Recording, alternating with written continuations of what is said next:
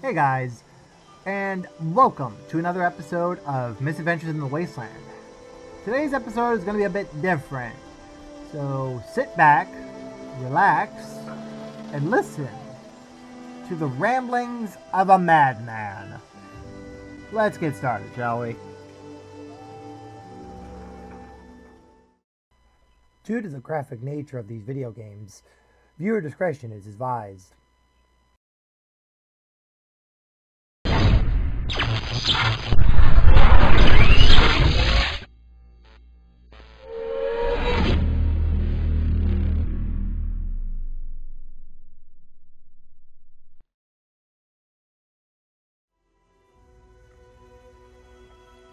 Alright, so, oh god, where to start? You know what? Let's start with the reason for this video, and that is I guess you could say the entitlement of the gaming community as a whole. For the past couple of years, I've noticed this disturbing trend to some extent that more and more gamers seem to be thinking that they are entitled to games that they want to play. Yeah, that's not how exactly it works. I think the first time I started noticing this trend was back in 2018 with the release of Fallout 76. When Fallout 76 was released, I think there was a big outcry from the community, rightfully so. I don't disagree with the community about the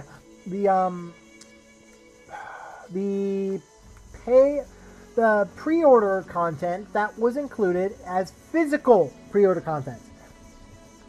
This debacle, everything from the canvas bags to the miscount in the pre-order numbers to the support ticket system being so easily hacked that users could see and modify their own tickets. Yeah. And yes, this was a big deal, but this came about more or less around a time where gaming culture as a whole was getting more and more, I wouldn't say toxic, but I would say entitled. It really started out early on. From the first moment I saw this was with No Man's Sky in 2015. In 2015, the guys over at Hello Games sort of were pushed to promise more than they were able to do with the game No Man's Sky, thanks to Sony. Sony's partnership with the Hello Games kind of forced these guys' hand early on in that they were sort of pushing for a certain release date for the PS4 Pro. This was what it was for. This was the kind of push for the PS4 Pro and that whole thing. Well, lo and behold, this didn't go out too well. The game was more or less half finished from a lot of people's perspective. Even I, who got the game a year later, I got it in 2016, and No Man's Sky initially was very different from what it is now. And I would say that it was half finished, but I would also say that that worked in the company's favor, because over time, as they kept working on the game, they developed a community, albeit small, but loyal. And these small and loyal fans are still playing this game to this day. And actually, some of a friend of mine that I know, who actually got me into making trucking videos on my channel, he also was a big fan of No Man's Sky, and I'm still sort of trying to get that for him as well. So there's that. But the bulk of the community early on was like, oh, this game's half finished, why don't you finish it? Well, they couldn't. Not many people realize there's a deadline, a hard deadline, and then just a cancel. Now there's like three different types. The deadline is variable. Usually game developers and game companies can work on a variable deadline. A deadline that can be moved if need be or delayed. A prime example of this was with Mass Effect Andromeda. The guys over at BioWare kind of said that, yes, we can push this game back about 6 months to work on bugs, and they were open to that idea. And however, EA enacted what was called a hard deadline. A hard deadline is at a certain point, they cannot allow development to continue. And this is usually due to the physical years, the quarters, if you will. Fallout 76 came out back in September of 2018. This was during the third quarter. Like, towards the end of the third quarter, mind you.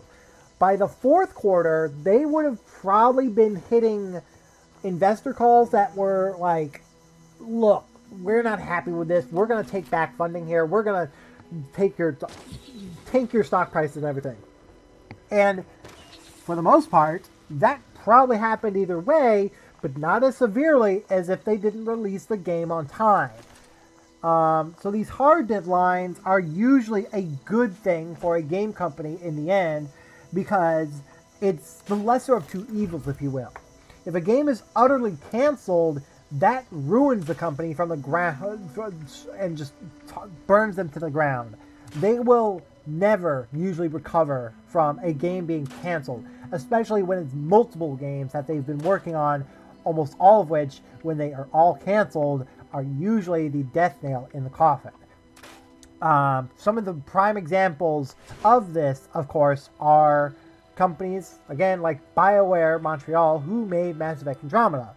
Though the hard deadline was enacted, it did save the company to some extent, because BioWare as a whole is still around. Now, the question is how long? The good question is how long are they going to be around? But yeah, they're still around. If they had not enacted that hard deadline, BioWare may have shut down, because not only would Andromeda be canceled, but Anthem as well. Now, make those jokes if you will, but keep in mind, BioWare has the rights to the Dragon Age series and, yes, Mass Effect. But they've also made some other great games as well. I mean, Star Wars Knights of the Old Republic is actually one of the few games in the Legends series of Star Wars games that is actually considered canon now. A lot of the events in Star Wars The Old Republic, the online MMO, is considered canon in the Star Wars universe still. And that is actually pre-Disney. A lot of that stuff dates back to pre-Disney, which is actually very nice of Disney if you think about it. Now, this new Star Wars game, Jedi Fallen Order, is very interesting to me. It actually does kind of poke at the idea that kind of give you some more expanded details on the expanded universe that we have not yet seen before. Maybe we'll see some more information on like the ties between the original trilogy and the current trilogy, which of course by this time is ended. But it's one of these things that a lot of games, when they have a hard deadline, it's usually better than being canceled outright, because a lot of the times, if these games are canceled one by one, it leads to the company going defunct. And we've seen that countless times before, where games that have been released in a rush state, and if the company does sort of keep with it, like No Man's Sky was a great example of this, where even though they had a hard deadline, they're still around because they kept with the game. They kept going with that fan base, and Bethesda is in the same vein. Though Fallout 76 is only a year old by this point, they are actually sticking with this game so nicely that they're actually getting new players here and there, and every so often. I actually came across several players that were in the... Now, I never ran into them directly, but I saw them on the map, and you can actually hover over each player, and each player has levels next to them. Well, a lot of them that I was seeing were in below level 30 for the most part. Now, I saw some levels that were below 20 and some that were below 50, but half of those players were brand new, if you will. And to put this in perspective, even though I'm level 30 in this recording, I had only been playing the game for about a month and a half by this point.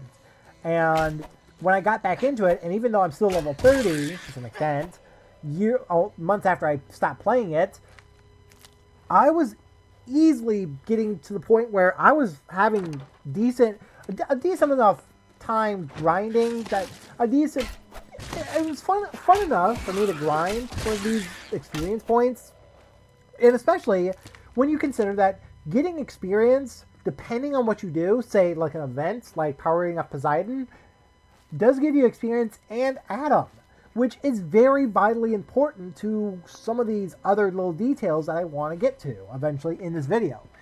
But for the most part, when a company decides to stick with a game that many people think is dead, I mean, I actually got a tweet after I tweeted out on my Twitter, and I will link that in the description below, that it's been a year since Fallout 76 had been released, and that there is a loyal fan base, a loyal player base, with new players coming in every so often. And I did give them credit, because they were sticking with the game and still making it fun. And probably within hours of making that tweet, I got a response. But not from Bethesda or Fallout's official Twitter. I got a response from this dork. I'm only presenting his user, like the top name, his so-called profile name, but I'm not presenting his at such and such, because Lord knows you could probably find this guy if you follow my Twitter and then just go in and just like, I mean, this guy was a troll. There is no doubt he was trolling me, because his reasoning, sure, it did make some sense. It was somewhat reasonable, but at the same time, there were things in there that I realized that were just like, yeah, this guy has a set opinion and he's not going to let go of it, which is fine, but when he starts shoving it down my goddamn throat, that's when I start getting annoyed. And as I'm going to talk about, this kind of stems from a sort of naivety that for the most part, I feel that most players just don't seem to understand.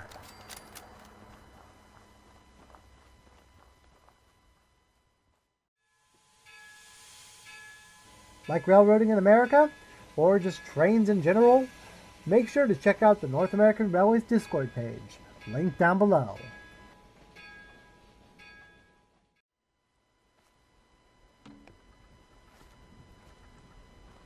So of course I mentioned that most players don't seem to understand just how much goes into game development as a whole, and why microtransactions have suddenly started to become more and more of a thing as games become more and more prevalent in our lives. Now, I think the first real microtransactions that I could really think of, to some extent, are some of the early multiplayer games, like the games like World of Warcraft and stuff like that, where they had a sort of in-game marketplace that you could create, or that you could use to get items and trading and whatnot, but there was a sort of subset of this in-game marketplace where players would actually trade with real money. But it wasn't until, ironically, with Bethesda and the Horse Armor DLC, the infamous Horse Armor DLC with Oblivion, that we started to notice a somewhat disturbing trend with microtransactions in video games. Now, before this, before 2003 and 2008, online gaming, as we know it today, didn't really exist. Sure, you had outliers like World of Warcraft, which were big games in the early 2000s, but until like 2010 and 2015, with games like GTA 5 and Team Fortress 2, you didn't really have a large online community type game that a lot of people would jump in and play. Fallout 76 is the first that Bethesda has really done of this game type. And much like any other developer who jumps into a game genre that they're not used to, they run into various costs that for them, they had no idea would be the issue. Fallout 76 is designed to be a long-term game for them. A sort of long-term event game, kind of in the same vein as GTA 5, where the game is supposed to be supported throughout DLCs and throughout updates throughout its life and giving it a good 10-20 year lifespan. I mean, GTA 5 was released in 2015, and now 5 years later, it's still one of the biggest games that Rockstar has sold, only being closely matched by Red Dead Redemption 2, which also has a fairly significant online community. Now, that online community is nowhere near GTA 5's numbers, but it's still active enough that Rockstar has sort of pushed more towards the online community. The same is true for EA and their online games. Their online games make more money for them and is less costly for them to do than, say, a single-player game like Jedi The Fallen Order. However, the Jedi The Fallen Order is a rare case in that single-player games are games that are few and far between, and those that you do find are either of lesser quality, say, that like quality that you could see in a game from 2016, 2017, to amazing opuses of a story like I wouldn't say Fallout 4, honestly. Fallout 4 was not a really great game in terms of story, but it was a massive single-player game that you could spend hours in and still not have still feel like you haven't touched everything. And that, however, that can be a big double-edged sword for developers.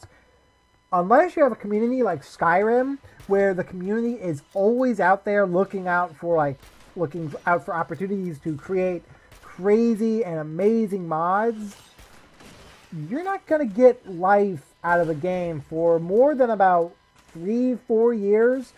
And the only other games that come close to that kind of lifespan are games like Payday 2 and Skyrim, where though the community is still very much alive, the developer support has sort of slowly drifted away.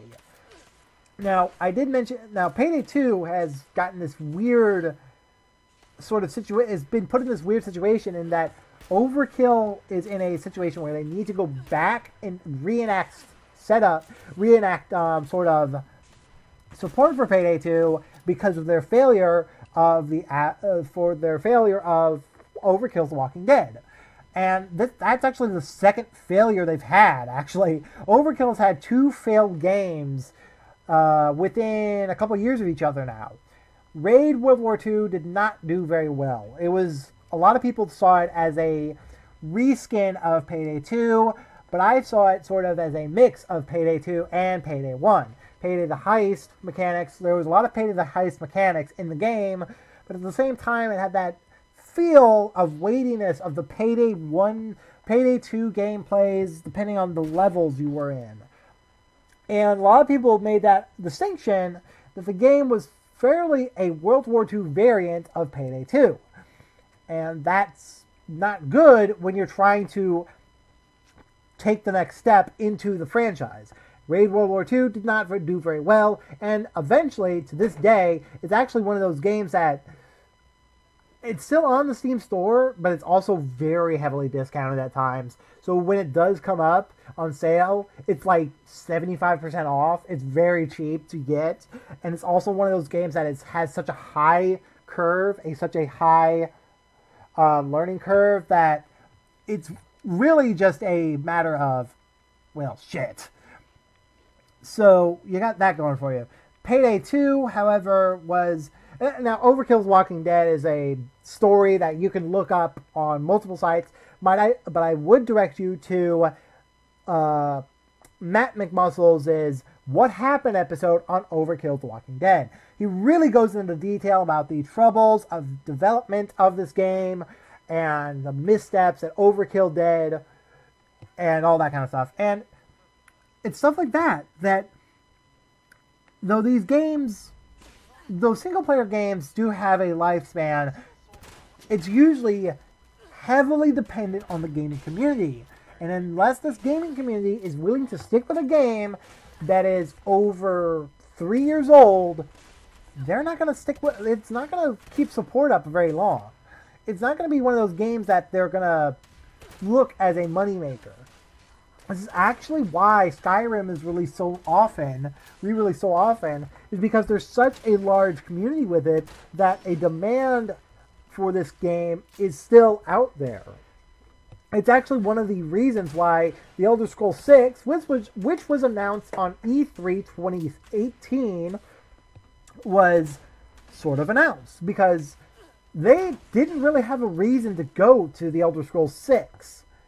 They could just keep going safely with The Elder Scrolls 5 over and over and over again because there's such a community. But the community, they could tell, was getting stagnant. There were mods there that were DLC size, but at the same time, there were just not many people buying the game anymore because almost, I mean, everybody and their mother had it, quite literally. If you, I mean, just look at it. I mean, and that's the thing. Game development is extremely costly. Games like Fallout 76 would probably cost about $10 million for development. Or like, I'm really lowballing it because I think the actual development cost for Fallout 76 was well over $10 million. Put that in perspective with the $60 price tag of the game itself. And you would pretty much need to actually sell over 500 million copies to deem the game as a success. Couple that with the fact that games today are $60 normally compared to what they were in 1980, which was $60.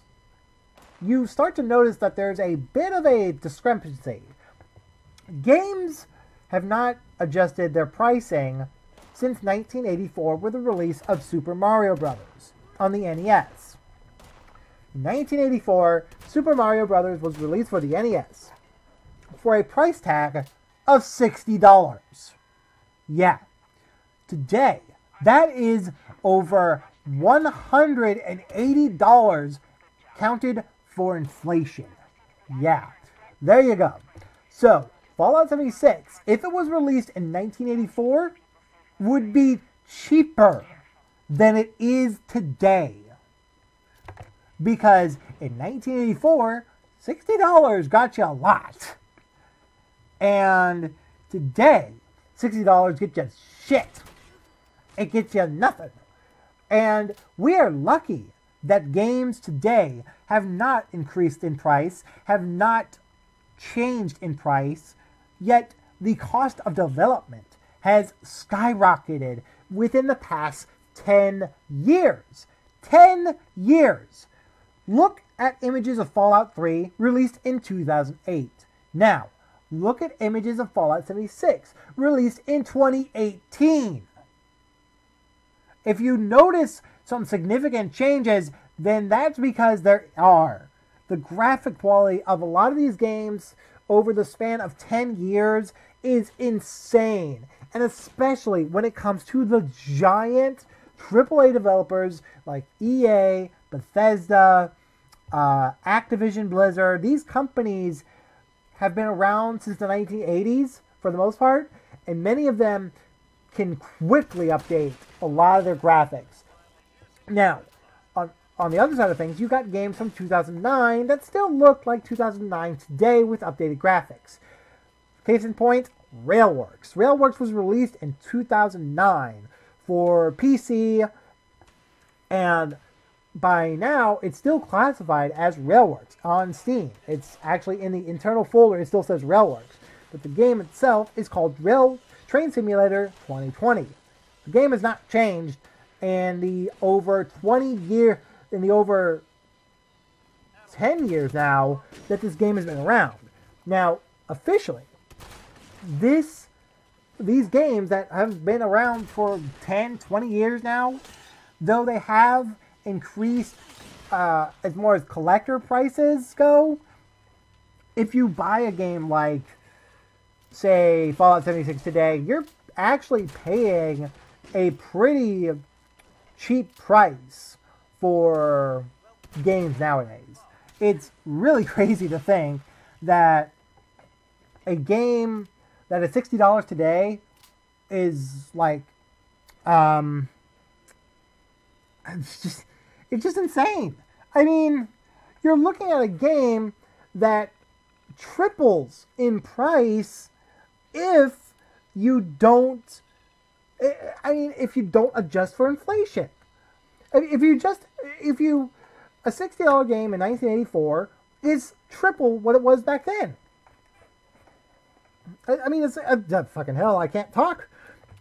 But I'm getting so, this is just something that people don't really understand, is that game development and the price of games has this huge discrepancy, but that's because of something in the community that many people have by now taken for granted, and the game companies have been stuck with for a long time.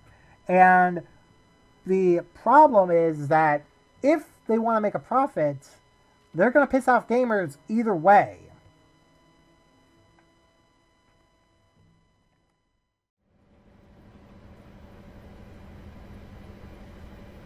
Enjoying the show? Well then, check out my main channel, Virtual Railfan Productions, for more content like this.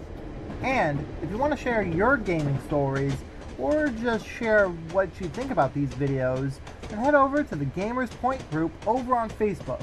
They also have a Discord as well, which I'll link both in the description down below.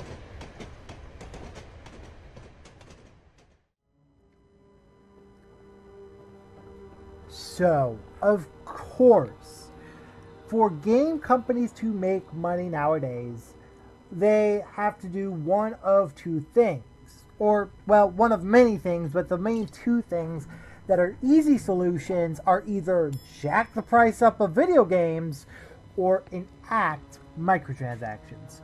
Now, this doesn't make a lot of sense for single-player games, because single-player games don't really have the ability to add microtransactions in them unless you are Dead Space 3. So let's get that out of the way. Dead Space 3 was not a good example of microtransactions in single-player games, but it was one of the first attempts. And unless you want to pay, once again, $200 for your video game, you're not going to really see less microtransactions as time goes on. The price of a game today, $60, is the equivalent of buying $20 worth of anything in 1980. Yeah, 1980, $60 was the equivalent of $20 today. $60 today is the equivalent of $20 in 1980. This is pretty goddamn significant if you ask me, because for me, if I'm supporting a game developer, I am doing everything in my power to make sure that, for the most part, they are surviving. Now, I still would like to get the best deal on games. There's no doubt about it. I don't think any of us are thinking that, well, I would like to pay more for my game, but at the same time, where's it going? Well, no matter what, your money's going mostly to the developer. Now, on a place like Steam, some of that money does have to go to Steam because they're hosting the game. But if you buy the game straight from the developer, which I tend to do, I actually am a big advocate of buying straight from the developer rather than buying from Steam. This cuts down on that small amount that they have to pay to Steam to host the product. This actually also kind of gets around certain aspects such as licensing that Steam might have to struggle with, but other, like the actual publisher themselves, doesn't have to. But microtransactions is the easiest and painless, the least painful way to supplement the cost of developing games. Like I said, a $60 game today is $20 back in 1980. A $60 game in 1980 is over $200 today. It's insane. It is such a huge discrepancy between the two time, like development cost and the actual sell, that games like Final Fantasy 15 are often deemed failures when they don't get a certain amount of sales. I think Final Fantasy 15 was actually like they got near their projected sales amount, but at the same time, Square Enix deemed the game a failure because it didn't hit that projected sales mark. Why? Because they effectively lost money because they didn't shoot for what they wanted to go for. And it's really hard for game developers today to consider selling a game at $60 and yet still make a profit. Because, I mean, like I keep going to this, development costs, advertising, and bug testing, all this stuff has a cost to it. All these games cost millions, if not hundreds of millions to make. And people don't understand just how much time and effort goes into these games. And more often than not, these games are released in such a way that many times the developers are not paid until the game is released. That's a big deal for a lot of developers, because until a game is released, they typically either are seeing a small amount of that pay come back, or just there's a sort of mentality, if you will, in the game development community of various factors, all of which can be considered toxic, but are done for the consumer's benefits. We have not seen a jump in pricing of gaming since the 1980s because gaming publishers and developers know that that will cut into their sales. Here's kind of a way of describing it. The cheaper the game is, the more people will often buy it. And the more often people buy it, the more money you make. There's actually a study on this, and that is when there are sales. Now, I don't have actual sources for this to some extent. I just heard it. So take it with a huge grain of salt. But there's the study that says when something is on sale, you spend more money on the item that's on sale than you do if it's not on sale. The reason is that you're buying more than you typically would if it was on normal price. And even though the sale price seems to be lower, it's actually a bit more when you're buying more products.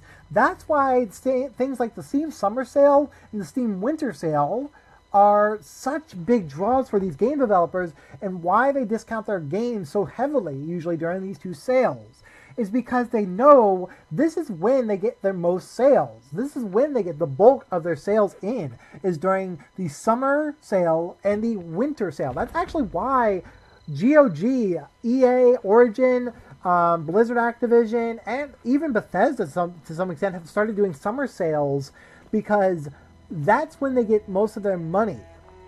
The winter sales are also at the same time because that's when the companies make the most money, is during the holidays. And that's a pretty significant thing when you start to take into consideration just how much money they need to make on these games. One particular thing that honestly made me worry for the game itself was just a month after Fallout 76 was released, Black Friday hit. It was probably, it was not even a month, it was actually a few weeks after Fallout 76 had hit, Black Friday hit. Well, I was at a Target, and we were all walking around buying stuff just because that's what we were doing. We really had nothing better to do. I went over to the video game section because I usually hang out there. I just look at what I want to get later. I saw Fallout 76 for the Xbox One. I still have the picture of it somewhere. The game had been discounted by 50% off just 2 weeks after it had gone on sale.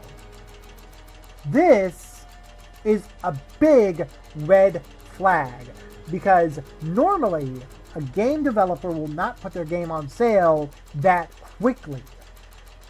Because when they put it on sale, that's usually a sign that they are losing money. They are losing so much money that they're hoping to boost sales by making sale prices, by cutting their prices. A few months later, we were at, or actually about a year later, actually a few months ago, we were at a Walmart. And once again, I saw Fallout 76 on sale, this time for PC. I actually made the joke like, oh yeah, I got this on sale. It's like, oh yeah, this is about the same price as I got it before. And a guy who worked at Walmart was walking by and he said like, oh yeah, nobody's gonna buy that anyway. It's like something like that. It was like some sort of offhanded comment like, yeah, nobody's gonna buy that anyway.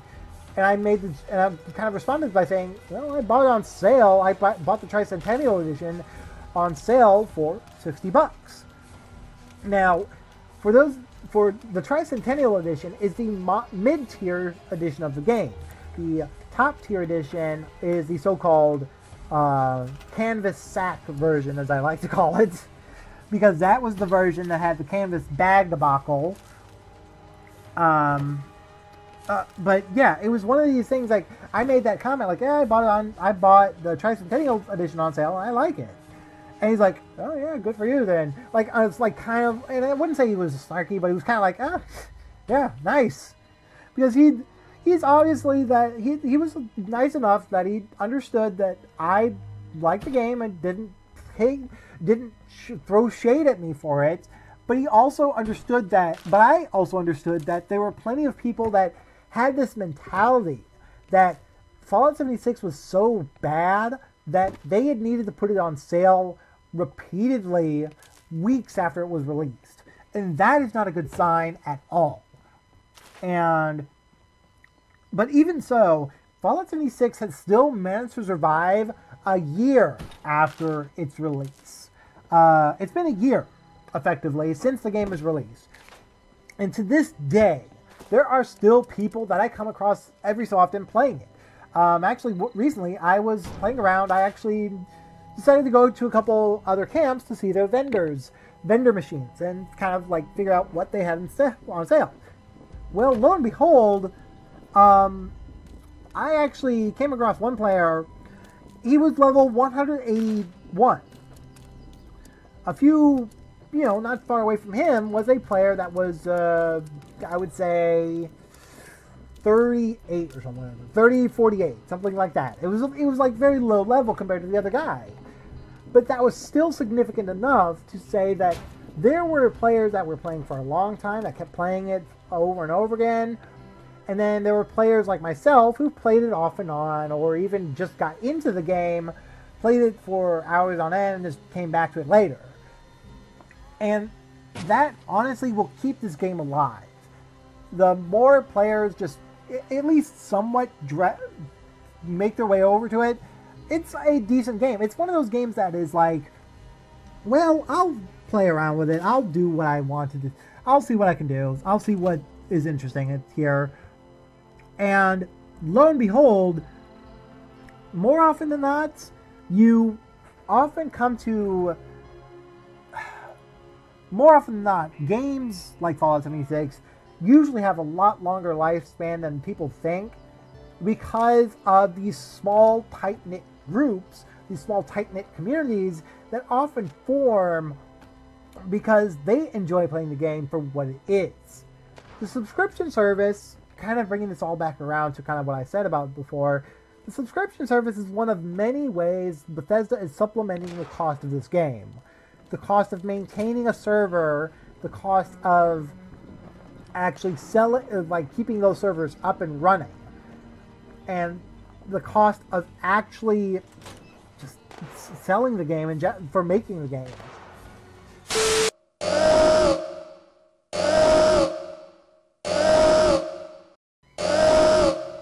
And now it's time for a casual gamer's rant.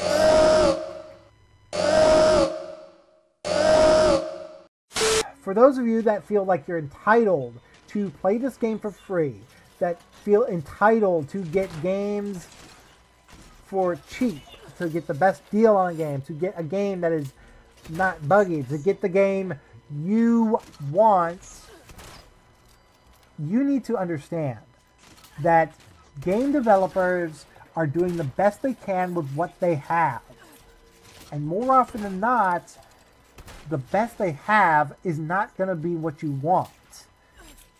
The best they have is costing them an arm and a leg, almost literally if you think about it, to make these games you love. If it's a yearly franchise, you're going to see a downgrade in quality over time.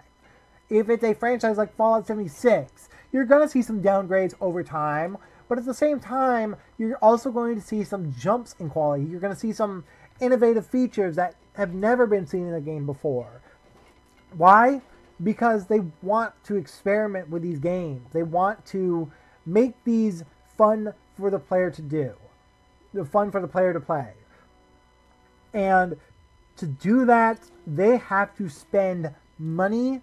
Sometimes that money is more or less not even there.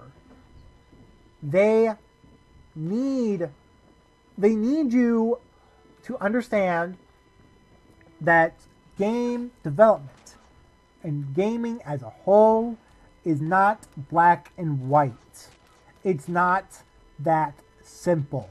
You need to understand there is a lot going into game development now than there ever has been. In 1980, Super Mario Bros. Was released for the NES in 1984. That version of that game was $60. That game was an 8-bit game, had 8 different colors to choose from for the graphics. Today, 2019, you saw games like Outer Worlds and the PC release of Red Dead Redemption 2, the updates to Fallout 76. Look how far we've come from 1984 to 2019. We've been playing these games, $60 games, for over 30 years. Do you want to pay $200 for a game just so you have something to play? If not, then shut the fuck up. Stop your bitching. This is a big industry. It's a cutthroat industry. If you don't make a profit, you are done. If you're not doing what you can to survive, you are laying off staff left and right. There are people behind these games. It is not black and white. It is not that simple. It is not simply put a game on a shelf. It's not simply putting words to an NPC player. It is a long and arduous development process that costs hundreds of millions of dollars to make a game that is the equivalent of a $20 game in 1980. If you guys still feel like you're entitled to video games, then by all means, just wait until games start to become $200, because that's where you're headed. If you don't stop and you don't wake the fuck up and you don't focus and understand what these companies are doing to make this convenient for you. They are making these games for you to enjoy. And you guys are shitting all over these games. And it's just sickening. I don't understand the people, the vocal minority of people. Because that's what it is. It's just a handful of people bitching and moaning over some stupid little detail that they thought was lazy and half-assed. When they don't even fucking realize that it's costing the company money to do something that they might not have fucking time to do. They might not have time to implement. Pokemon Sword and Shield was made the way it was because it's a yearly franchise. They only have 1 year to make these games more often than not. And guess what? Sword and Shield was probably in development for 3 years before it came out. It was probably in development well after Sun and Moon was released because guess what? The code name was Stars. Yeah, Pokemon Stars. This is what the game was. This is what Pokemon Stars became. And if you don't remember, Pokemon Stars was rumored for a long time. Breath of the Wild, for example, was first sort of hinted to when the Wii U was released. These games take years and years to develop. And if you guys don't put that through your thick skull, then by all means, I'm fine. It won't affect me because I intend to support the gaming development cycle as a whole. Sure, there are practices that I do not agree with. There are practices that are, for all intents and purposes, outdated. But at the same time, so is the pricing for games. So is the idea that games are a form of entertainment at this point, because they're not just entertainment, they're art. A lot of these games nowadays can honestly be transformed into art. Hell, some were even featured in art galleries. So if you really think that these games are garbage, then that's fine. I don't care. I don't care what you have to, I don't care if that's your opinion. Just don't shove it down my fucking throat. I enjoy these games. I don't care if you hate them. I'm going to play them to enjoy them. And if you guys just keep bitching and moaning, then by all means, do so. But don't shove it down my goddamn throat.